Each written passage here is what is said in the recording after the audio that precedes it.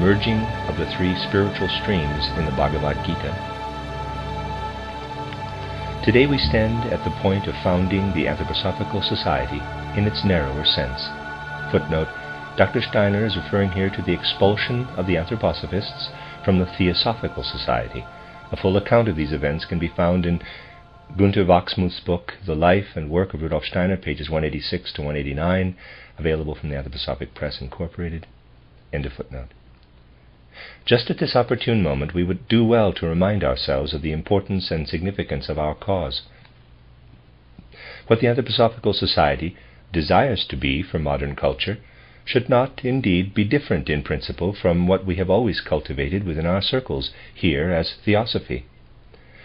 But perhaps giving it a new name may call to mind again the earnestness and dignity with which we intend to work within our spiritual movement.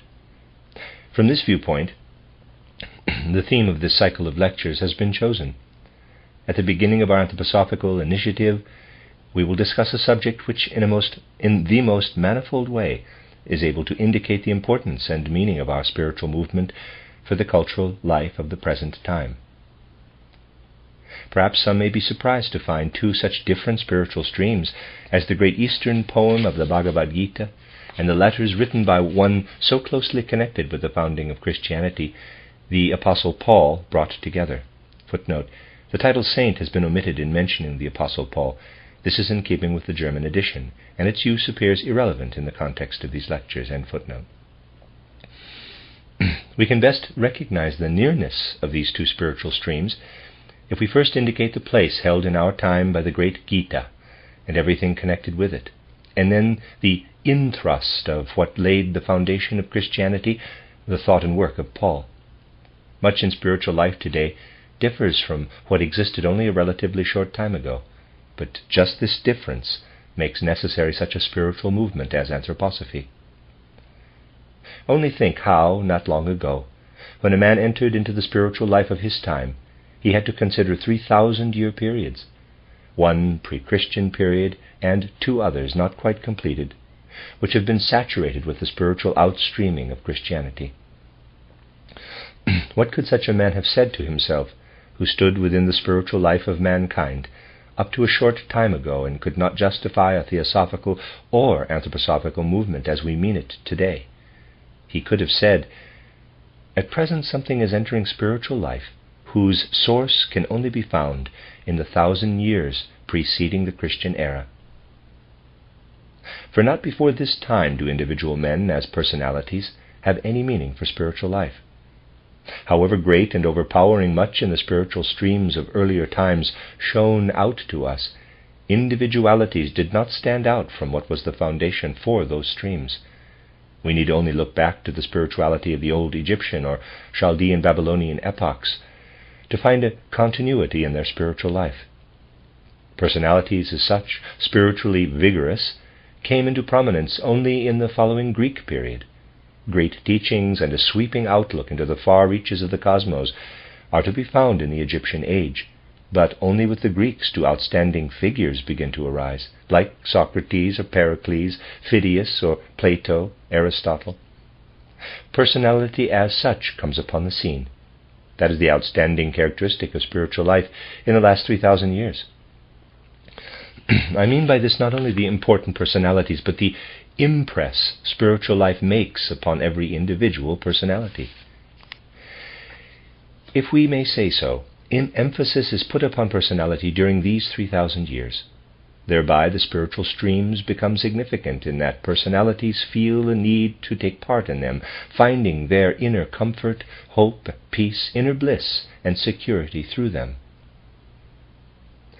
Because until a comparatively short time ago, we were only interested in history, insofar as it proceeded from one personality to another, we had no deep understanding of what had occurred before the last 3,000 years.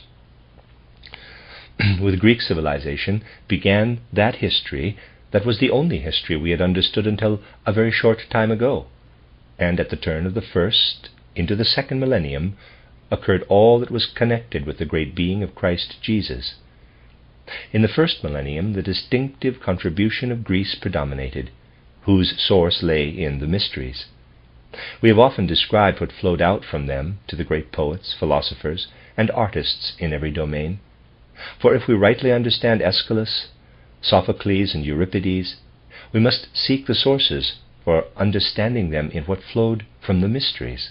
Likewise, to understand Socrates, Plato, and Aristotle, we must seek the source of their philosophy in the mysteries, not to speak of so towering a figure as Heraclitus. You can read about him in my book Christianity as Mystical Fact, how he relied entirely on the mysteries. Then we see how, with the second 1,000 years, the Christ impulse poured into spiritual development, gradually spreading through Greek culture and uniting itself with it. This second millennium so took its course that the powerful impulse of Christ united with what has come down to us as life and living tradition from the Greeks. We see how quite slowly Greek wisdom, feeling, and art were organically merged with this impulse of Christ. So passed the second 1,000 years. Then the third millennium of personality culture began. How differently does the Greek influence show its effects during this epoch. We see it when we consider such artists as Raphael, Michelangelo, and Leonardo da Vinci. No longer does one observe Greek culture externally as something historically great, as was done in the second millennium. In the third, men had to turn directly to what came from Greece. We see how these three great artists let themselves be influenced by the great works of art coming to light again, how Greek culture was absorbed ever more consciously, in contrast to its unconscious influence felt in the second millennium. We see how this Greek influence was consciously embodied in a world conception, for instance, in the philosophy of Thomas Aquinas. How necessary it was for him to unite what flowed from Christian philosophy with that of Aristotle. Here, too, the Greek influence was assimilated, so that together with the Christian influence it poured out in philosophical form, and with Raphael, Michelangelo, and Leonardo in artistic form. This whole line of development continued on through spiritual life, even when a certain religious opposition appeared with Giordano Bruno and Galileo. In spite of all this, Greek ideas and concepts kept cropping up everywhere, particularly in relation to viewing nature. It was a conscious absorption of the Greek influence. But this did not go back further than Greek times. In all the people, not merely in the educated or the more highly cultured, but widespread among the simplest souls, such a spiritual life arose, consciously, out of the flowing together of Greek and Christian impulses. From university to peasant's hut, concepts taken from Greek and Christian ideas made their way. Then, in the 19th century, something quite unique entered, something actually formed and brought to light first by what is called theosophy or anthroposophy. There we see a single example of mighty forces in action. When for the first time the wonderful poem of the Bhagavad Gita became known in Europe, leading thinkers were enraptured by the greatness of this poem, by its profound content. It should never be forgotten that such a wise spirit as Wilhelm Humboldt could say after reading it that it was the most profound philosophical poem ever to come before his eyes. He made the beautiful comment that he was rewarded for living to be as old as he was, by having been able to become acquainted with the Bhagavad Gita, the great spiritual song that sounded over from the primeval holiness of Eastern antiquity. How beautiful it is that slowly, even if not yet reaching a wide circle, much of Eastern antiquity poured out into the 19th century from the Bhagavad Gita. For this poem is not like other writings that came over from the ancient East, writings that always convey to us Eastern thought and feeling from one or another point of view. In the Bhagavad Gita, however, we meet with the flowing together of all the various streams and points of view to be found in Eastern thinking, perception, and feeling. That is the significance of the Bhagavad Gita. Now let us look into ancient India. Overlooking unimportant features, we find, rising up out of dim prehistoric times, three subtly differing spiritual streams. One definite stream we encounter in the earliest Vedas. Then, in the later Vedic poems, we see its further development. It is a definite, but if we may put it so, a one-sided stream, which we will describe presently. Then we find a second stream in the Sankhya philosophy, and a third, different one, in yoga. Those that meet us as the Sankhya system of Kapila, the Yoga philosophy of Patanjali, and the Vedas have distinctly different colorings, which bring about their one-sidedness and through it actually their greatness. It is the harmonious interpenetration of all three streams that comes to expression in the Bhagavad Gita.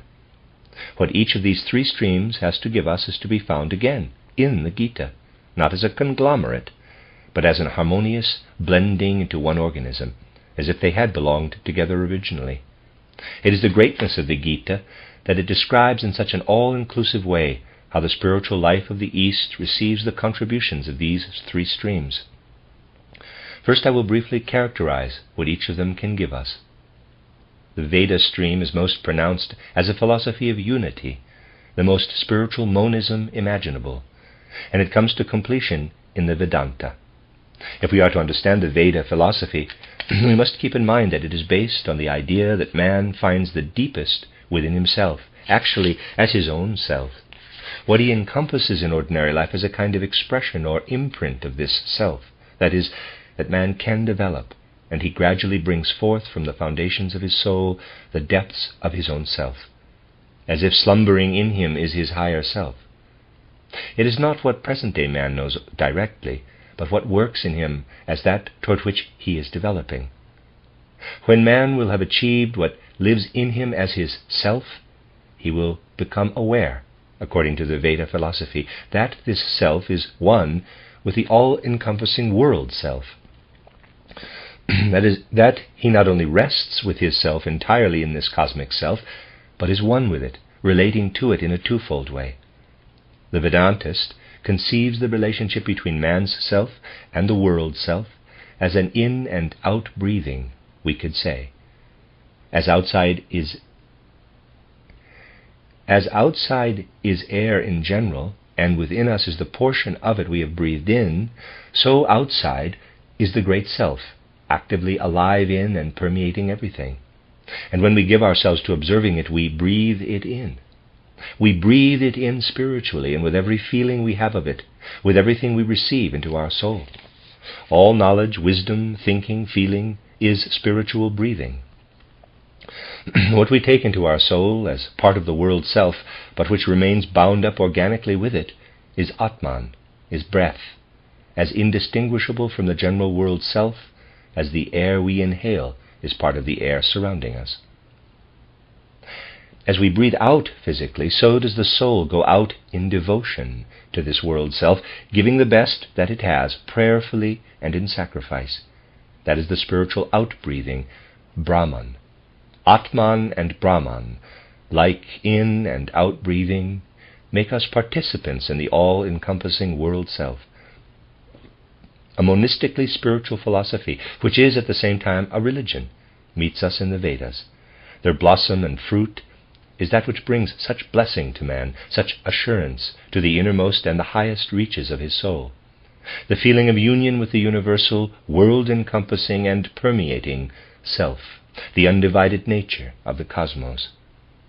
The Vedic philosophy, we cannot say the Veda word, since Veda means word, deals with the unity of the world, with man's existence within the whole spiritual cosmos. The word Veda was itself breathed forth, according to the Vedic conception, by the all-encompassing unitary being, and can be taken into itself by the human soul as the highest formulation of knowledge. Accepting the Veda word means taking in the best part of the all-powerful self.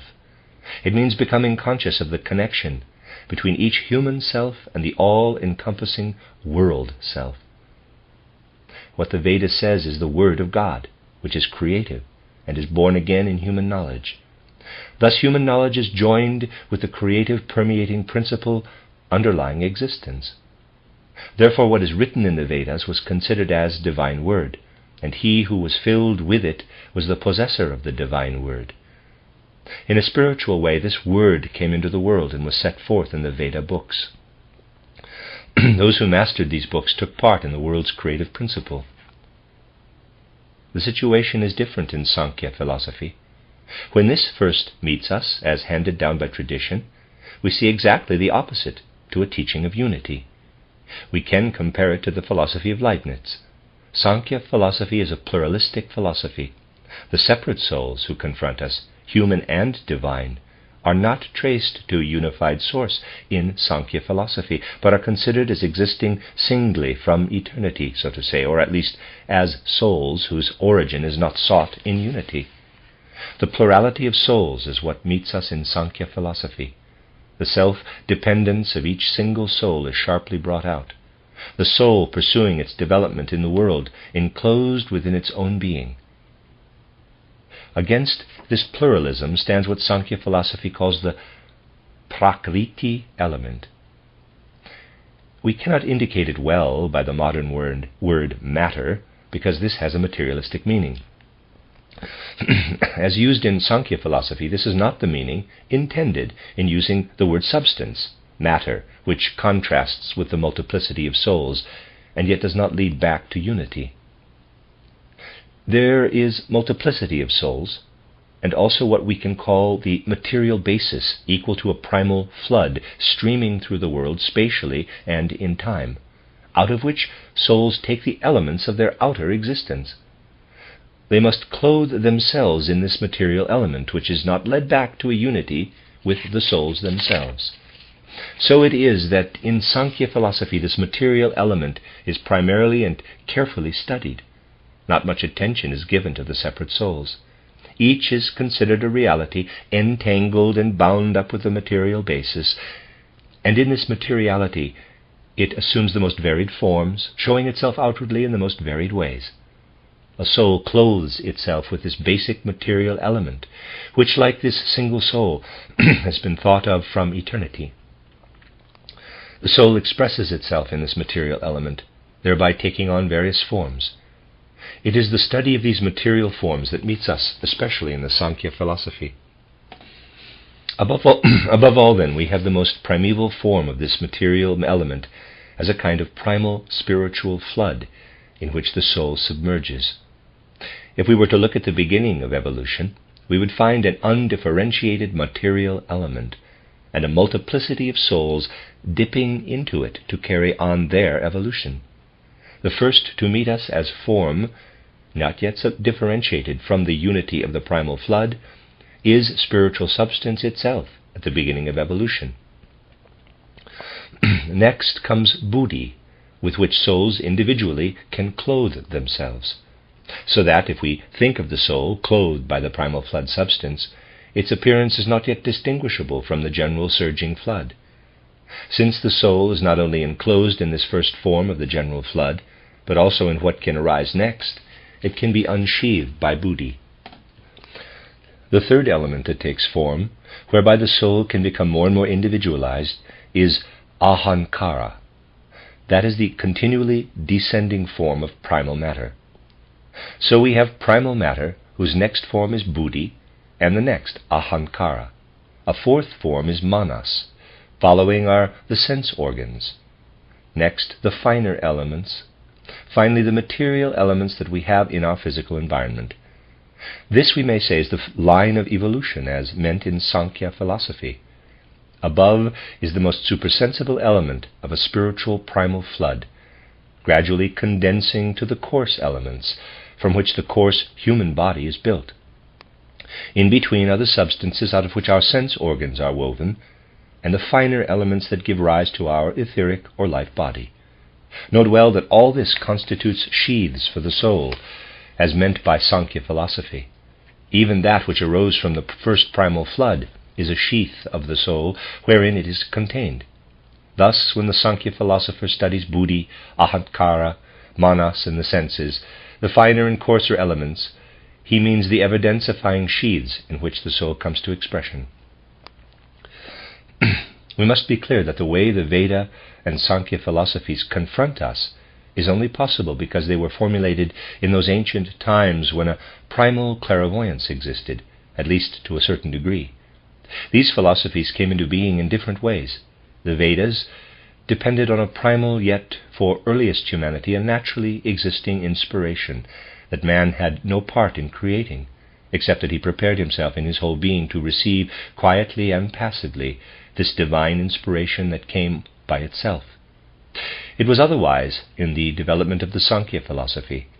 There one could say it was similar to our present method of learning, only that we are not permeated by clairvoyance, while they were. It was clairvoyant science, inspiration bestowed by grace from above, that produced the Veda philosophy.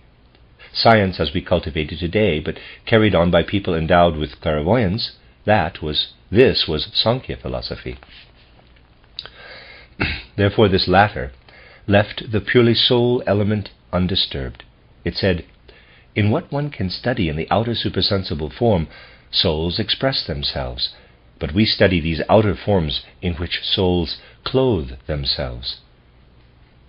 So we find a developed system of forms as they meet us in the world, as we in our science find the total of nature's facts, only that in the Sankhya philosophy one advances to a supersensible observation of phenomena.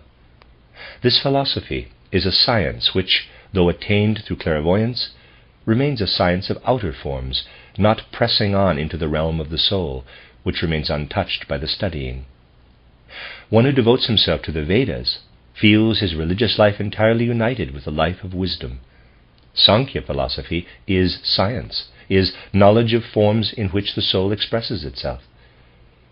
At the same time, its adherents can feel alongside their science a religious devotion. How the soul element then inserts itself into the forms, not the soul itself, but the way it is inserted, this can be followed up in the Sankhya philosophy. How the soul increasingly guards its independence or descends further into matter can be discerned in Sankhya philosophy. One has to do with soul nature, which indeed descends, but in the material forms protects its own being. A soul nature that has submerged in outer form, but has proclaimed and revealed itself as soul nature, lives in the sattva element, S-A-T-T-W-A. A soul immersed in form, but which is, so to say, overwhelmed by the form and cannot rise above it, lives in the tamas element, T-A-M-A-S. When the soul can, to a certain extent, keep a balance between its own element and its expression in form, it lives in the rajas element, R-A-J-A-S. Sattva, rajas, tamas, the three gunas, G-U-N-A-S, are the essential characteristics of what we call Sankhya philosophy. Again, it is otherwise with that spiritual stream that comes down to us as yoga. This deals immediately with the soul's nature and seeks ways of taking hold of the soul directly so that it rises from its present situation to ever higher stages. Thus, Sankhya observes the soul's sheaths, and yoga leads it to ever higher stages of inner experience. Devotion to yoga, therefore, signifies a gradual awakening of the higher forces of the soul, so that it may experience what is beyond everyday life and can discover ever higher stages of existence. Yoga, then, is the way to the spiritual worlds, the way to freeing the soul from its outer forms, the way to its independent inner life. Yoga is the other side of the Sankhya philosophy. It acquired its great importance when that inspiration from on high given by grace in the Vedas could no longer descend. Yoga had to be resorted to by those souls who, belonging to a later human epoch, no longer received any direct revelations, but had to work their way up from lower stages to the heights of spiritual existence. Thus, in the primeval Indian time, there arose three sharply differentiated spiritual streams: the Veda, the Sankhya, the Yoga. Today we are called upon to bring them together again, by lifting them out of the foundations of the soul and the depths of the cosmos, in the way suited to our present age. You can find all three streams again in our spiritual science. Only read what I sought to present in my occult science, in the first chapters on the human constitution, sleeping and waking, life and death. Then you have what is, in today's meaning, can be called Sankhya philosophy. Then read what is said there about the world's evolution from Saturn to our time, and you have the Veda philosophy in modern terms. In the last chapters, dealing with man's development, you have yoga expressed for the present time. Our age must unite in an organic way what radiates over to us out of ancient India in these three philosophical streams. For that reason we must also be concerned with the wonderful Bhagavad Gita, which in a deeply poetic way contains, as if in a summary, the three streams reaching so deeply into our age. We must seek something like congeniality between our spiritual striving and the deeper content of the Bhagavad Gita. Not only in the whole of our present-day spiritual streams are there points of contact with the older spiritual streams, but in details as well. You will have recognized that in my occult science an effort was made to present things entirely out of their own inherent nature, never borrowing anything from history. Anyone who really understands what is said there concerning Saturn, Sun, and Moon cannot find any assertion taken from historical sources. Out of the subject itself are the statements made. But how remarkable it is that what bears the imprint of our age harmonizes in critical places with what sounds over to us from ancient times. Here is one small example. At a certain place in the Vedas we read somewhat as follows about cosmic evolution. Quote, "In the beginning, darkness was enveloped in darkness. Everything was an undifferentiated flood. There arose a great void which was everywhere permeated by warmth." Unquote. Now I ask you to recall what was taken from the event itself concerning the constitution of Saturn, where its substance was spoken of as comprised of warmth. Feel how what is newest in spiritual science coincides with what is said in the Vedas. The next passage runs, quote, "Then the will first arose, which was the first seed of thinking, connecting existence with non-existence. And this connection is found in the will." Unquote. Remember how in new terms the spirits of will were mentioned. In all that we have had to say in the present time, we have not sought to be in accordance with the old. Rather, the harmony has come of itself, because truth was sought there, and truth was sought again here, on our own ground. Now, in the Bhagavad Gita, we are met at once with a poetic glorification of the three spiritual streams we have described. In an important moment of world history, important for that ancient time, the great teaching that Krishna himself gave to Arjuna is presented to us. The moment is important because it was when the old blood ties were loosening. In everything that will be said in these lectures on the Bhagavad Gita, remember what has often been referred to, namely how the ancient blood ties, racial connections, tribal kinships, had special significance, and only gradually did they cease. Recall everything said in my lecture, The Occultist Significance of Blood. Loosening these blood ties caused mighty warfare to break out, described for us in the Mahabharata, of which the Gita is an episode. There we see how the descendants of two brothers, still tied by blood, separate as to their spiritual direction, how that which through the blood had previously given them a unified point of view takes different paths. So there is conflict, because conflict must arise through this separation, wherein the blood ties also lose their importance for clairvoyant knowledge. With this separation, then, the later course of spiritual development sets in. To those for whom the old blood ties have no significance, Krishna appears as the great teacher. He is to be the teacher for the new age set free of the old blood ties. Tomorrow we shall describe how he does this.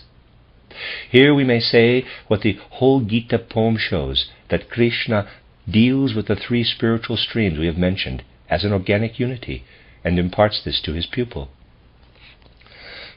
How then must this pupil appear before us? In one direction he looks up to his father, in the other to his father's brother. The cousins are no longer to stay close, they must separate, but now each line is taken hold of by a different stream. Arjuna is dominated by the question, quote, "How will it be when that which the blood ties would hold together is no longer there? How is one's soul to find its place in spiritual life if this life can no longer flow along as before, under the influence of the old blood ties? Everything must come to ruin," unquote, or so it seems to Arjuna. That things must be different, but without such an outcome, is the content of the great teaching of Krishna. Krishna now shows his pupil, who is to live through the transition from the one epoch to the other, how the soul, to maintain its harmony, must take in something from all three spiritual streams. The Vedic teaching of unity is rightly presented in the teaching of Krishna, likewise the essence of the Sankhya teaching. and of yoga, for what lies behind all that we are to learn from the Gita. Krishna speaks somewhat like this, quote, "There is a universal creative word that contains the creative principle itself. As the air undulates and comes alive with the sound of man's voice when he speaks, the cosmic word surges and lives in all things, creating and ordering existence. So does the Veda principle breathe through all things. It can be taken up by man's understanding into his soul life. There is a ruling, surging creator word, and an echo of this is in the Vedas. This word is the creative force in the world, and is revealed in the Vedas." End quote. That is one part of the Krishna teaching. Man's soul is able to understand how the word comes to expression in the world's forms. Man learns to know the laws of existence in seeing how the separate forms show an orderly expression of the soul spiritual. The teaching about these world forms, about the laws underlying them, and their ways of working, this is Sankhya philosophy, the other part of Krishna's teaching. Even as he makes clear to his pupil that behind all existence is the world creative word, he emphasizes that human understanding can recognize the separate forms, that is, can take world laws into his own being. World word, world law, echoing in the Vedas, in Sankhya, this Krishna reveals to his pupil. He also speaks to him of the way that leads the individual pupil to the heights, where he can share in knowledge of the world word. Krishna speaks also of yoga. Threefold is his teaching, of the word, of the law, and of reverent devotion to the Spirit. Word, law, and devotion. These are the three streams by which the soul can carry on its development. They will always be working on the soul in one way or another. We certainly have seen how the new spiritual science, in its new manner of expression, must seek these three streams. But the epochs of time differ, and the threefold form of the world picture is brought to man's soul in the most varied ways. Krishna speaks of the world word, the creator word, of the structure of existence, of the devotional deepening of the soul, of yoga. The same Trinity meets us again, only in a more concrete living way, in a being thought of as walking the earth, embodying the divine creative word. The Vedas approached humanity in abstract form. The divine logos of which the Gospel of John speaks is the living creative word itself. What we encounter in the Sankhya philosophy is the lawful ordering of cosmic forms, transposed historically into the old Hebraic revelation, becomes what Paul refers to as the law. Faith in the risen Christ proclaimed by Paul appears as the third member of the Trinity. What yoga is with Krishna is carried over by Paul, in reality, into faith, which should take the place of the law. Thus Veda, Sankhya, Yoga are the dawn of what later rose as the sun, S-U-N. Veda arises again in the being of Christ himself, appearing actually in historical development, not pouring abstractly into the expanses of space and time, but as a single individuality, as the living word. In Sankhya philosophy we met the law, in what was shown there as the material basis, prakriti, evolved down to coarse substance. The law reveals how the world came into being and how individual man is formed within this world. This is expressed in the old Hebraic doctrine of the law, in all that Moses represents. Insofar as Paul points to this law of the ancient Hebrews, he points to Sankhya philosophy. Insofar as he points to faith in the risen Christ, he indicates the sun preceded by the dawn in yoga. So in this remarkable way arises that which met us in its first elements as Veda, Sankhya, Yoga. What came before us as the Veda appears in a new but now actual form as the living word, out of which all things were made, and without which nothing is made that was made, and which in the course of time became flesh. Sankhya appears as the historic, law-founded representation of the way the world of phenomena, the world of coarse substances, came into being out of the world of the Elohim. Yoga is transformed into what was expressed by Paul in the words, quote, "Not I, but the Christ in me," unquote, which means that when the power of Christ permeates and absorbs the soul, man rises to the heights of the divine. Thus we see the existence of a unified plan throughout world history, how Orientalism prepared it, how what first emerged in abstract form appeared in such a remarkable way in more concrete forms in the Christianity of Paul. We shall see that precisely through grasping the connection between the great Bhagavad Gita and the Epistles of Paul, the deepest mysteries are revealed concerning what may be called the activity of the Spirit in the collective education of the human race. Because one must feel such a new element in this new era, this modern age must go back beyond the time of Greece and develop understanding for what lay behind the first pre-Christian millennium, for what appeared as Veda, Sankhya, and Yoga. So, as Raphael in art and Thomas Aquinas in philosophy had to turn back to Greek culture, we will see how in our time a conscious adjustment must be made between what the present time means to achieve and what existed before the Greek age, reaching into the depths of Eastern antiquity. We can allow these depths of ancient culture to come nearer to our soul when we observe those different spiritual streams in their wonderfully harmonious unity as they meet us in that greatest philosophical poem, as Humboldt said, the Bhagavad Gita.